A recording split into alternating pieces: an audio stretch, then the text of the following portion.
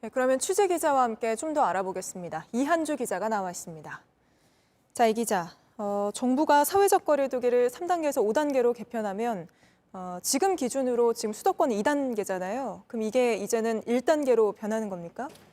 네, 앞선 리포트에서 보신 것처럼 거리두기는 기존의 3단계였는데 5단계로 이번에 세분화됐습니다. 현재 기준으로 수도권에서는 거리두기 2단계가 유지가 되고 있지만 이 바뀐 기준을 적용을 하면은 1단계 적용이 가능합니다. 네. 또 바뀐 기준에서 2.5단계 이상으로 올릴 때는 확진자 수뿐만이 아니라 이 중환자 수용 능력 등 추가 기준을 적용하기로 했습니다. 사실상 완화라는 평가가 나오는 이유입니다. 아, 예. 근데 지금 최근 확진자가 좀 늘고 있고 특히나 이 조용한 전파가 계속되고 있어서 완화라고 한다면은 좀 부담스러운 결정일 것 같은데 이런 결정을 한 배경이 있습니까?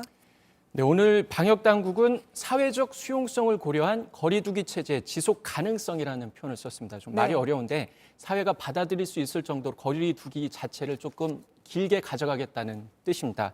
이 사회적 거리두기로 일부 시설들에 대한 운영 제한을 했을 때 반발이 있었고 또 이런 반발이 계속되면 정부가 대응하기 어렵다는 겁니다.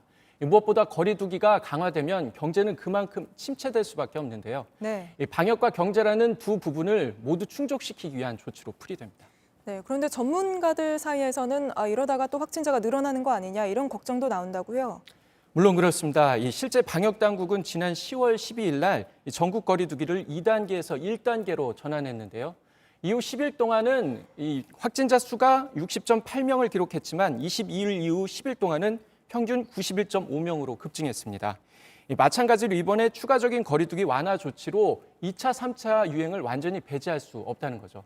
그런데 방역당국이 이번에 든 주요한 지표가 의료체계에